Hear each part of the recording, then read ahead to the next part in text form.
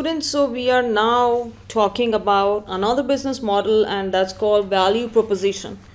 Value proposition means that, in the business models, you include a value proposition statement. A value proposition refers to the benefits, including the intangible, non-quantitative ones, that a company can derive from using the model. Okay, value proposition is something that I explained in the previous video, getting loyal customer base. Okay, giving them more than they pay for, and hence earning their trust, earning their loyalty, so that they do not deviate to another competitive brand. In B2C, business to consumer electronic commerce, for example, a value proposition defines how a company's product or service fulfills the needs of the customers. Customers have emotional needs as well. Okay, you cannot just offer something material and satisfy the customer. There are things such as a smile, a handshake, a support, and following up and caring, and then giving them refunds, and being very responsive, and always being there for them. All of these things weigh a lot more than the product they purchase itself. This is something that very few business entrepreneurs understand.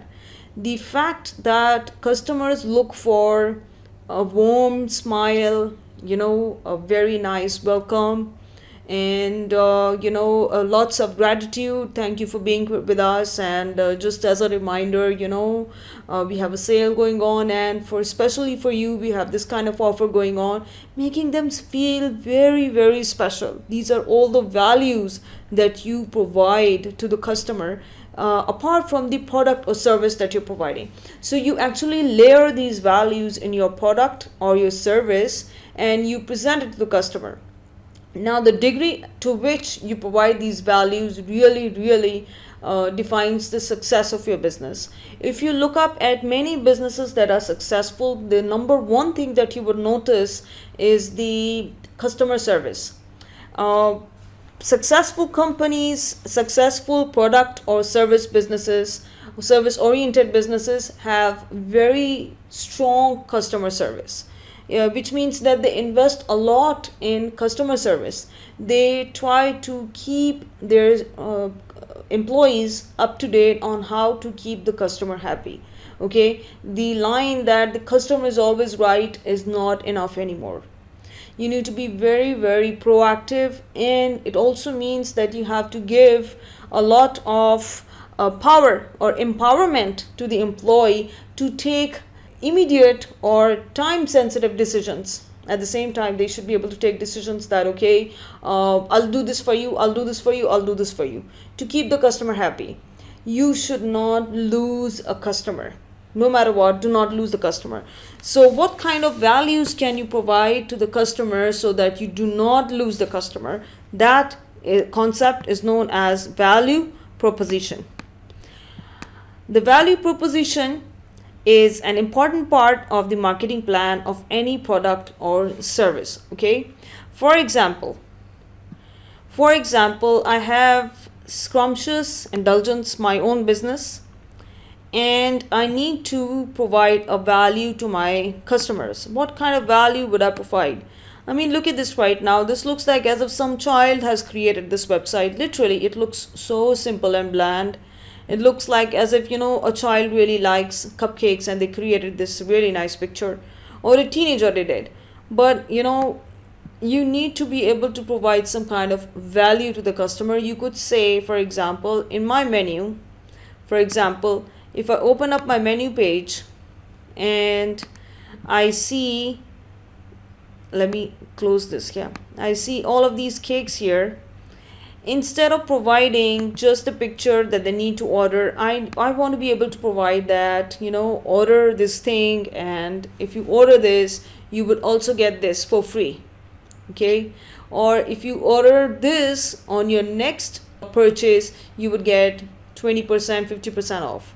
or if someone else is buying our cakes because of your reference, you will get 25% off on your next purchase. That's like, reference marketing. So these are the values. You lose money in providing value. As a business, you lose money. If this is a $9 cake, for example, and I provide a value worth of $3, I am losing $3. For example, if I provide a cake and along with the cake, I provide 1 dozen cupcakes with it, I am losing a lot of. So all in all, the value proposition is an important part of marketing plan of any product or service.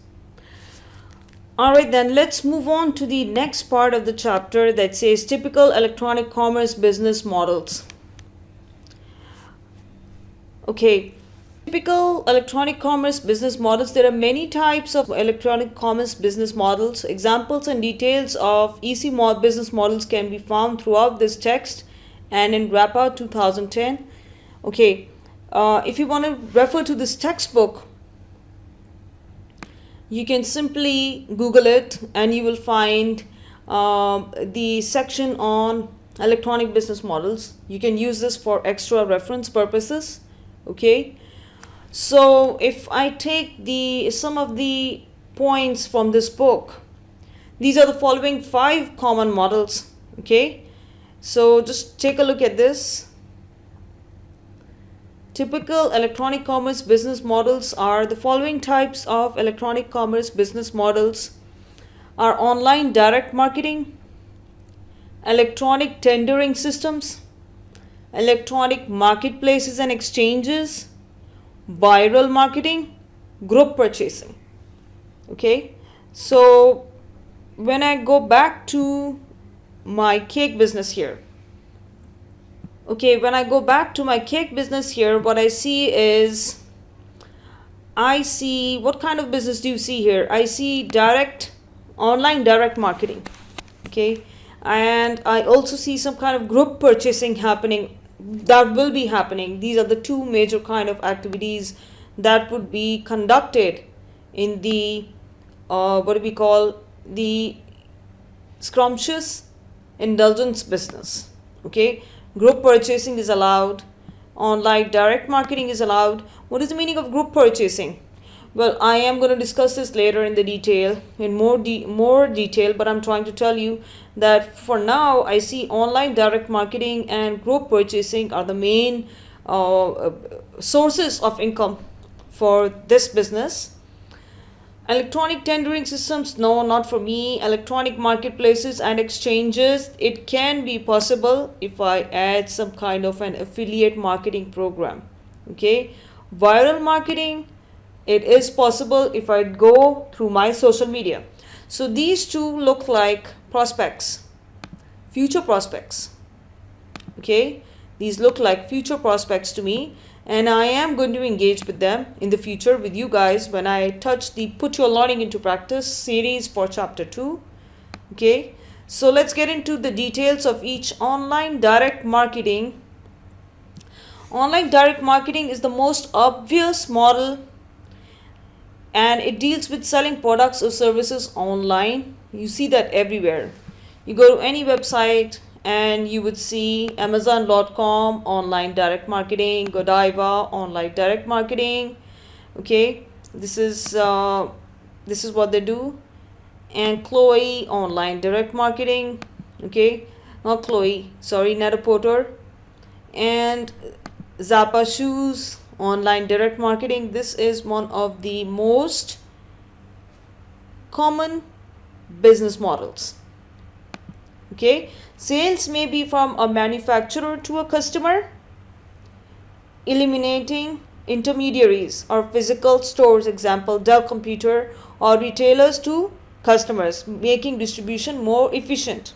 Okay, check this out. I do not have to visit the Chloe store, or I do not have to, for example, if I want to buy shoes, I'm looking for Nike shoes, for example. Okay, I do not have to go to a Nike store.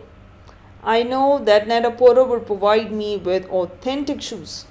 Okay, authentic shoes. And I would definitely be very comfortable buying online.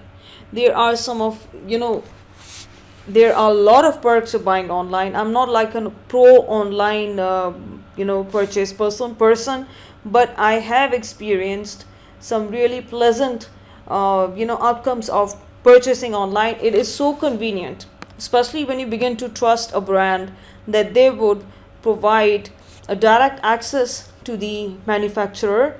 No need to visit the store. If you like something at the store, you find something online at a cheaper price, you can buy it online. You can check it out in the store, buy it online. And then if you have been to the store long enough, you know what material looks like what without even feeling it in these pictures. Okay, if I know Nike stuff, I know what this feels like. And if I have been to a Nike store and I see that the price at the store is more expensive, I would immediately buy this online. Why? Because I know that in the malls, the Nike store has to pay the rent of the shop, they have to pay the salaries of the salespeople, and they have to pay a lot of bills. So the price is a little bit of price is a little bit, it's more, it's exaggerated than the online price. You can actually appreciate the difference between online and regular store business. But these stores are very clever. For example, if you go to an Apple store, okay, let's go to an apple.com. Let's go to an Apple store, okay, and you find a lot of things here. I'm looking for an iPad, okay, and I want to buy an iPad. What happens here is, if I buy from these people, I might find it a little bit cheaper, but the shipping and handling would really, really defeat the purpose. Now I'm looking for something like this. I want to purchase this for my dad on Dad's Day, Father's Day, and I am looking for something like this, okay, and all right, this specification is fine, and this is the cost, $949. Now, if with the same specification, if I go to the Apple store and I buy it from the Apple store, what happens is that I get a lifetime warranty, which means a lifetime and worldwide warranty, which means if my Apple product malfunctions in some way or the other, all I need to do is just go to the nearest Apple store wherever I happen to be. For example, I'm on a holiday at the Bahamas and something happens to my tablet. All I need to do is just find the nearest Apple store, get the tablet fixed. How cool is that? And but if I purchased it, provided I have that slip and everything, but they have amazing database systems, they would be able to track a product, the way and where it was purchased, and they have all that history about the product, and they will be able to help you out. So, but if I purchase this online or from another store, another retailer, another electronics retailer at a much cheaper price than this, they won't fix it for me. So there are pros and cons of selling and buying online. Okay, so the next one is, the model is especially efficient for digitizable products and services, those that can be delivered electronically. Okay, so this model, online direct marketing, for example, the iPhone or the Samsung, the latest phones are on, but in the online markets, the price of this phone is much lesser than if you buy it from the main retail store. So you need to do some research, and you need to find out, there are benefits of buying in store, there are benefits of buying online. Okay, but online marketing is the most common way, is the most practiced way of B2C commerce. So it is practiced in B2C where it is called e-tailing, and in some B2B types of electronic commerce. So electronic retailing is e-tailing. Okay, this is the same thing as live retail store. You go to a retail store and buy something. E-tailing is the same thing happening in the online environment. Okay, and whatever examples that I've showed you here, these are all e-tailing stores. All of them, each one of them are e-tailers. Okay. Then you have electronic tendering systems. Let's save that for the next video. Up next, electronic tendering system, another business model. Stay tuned.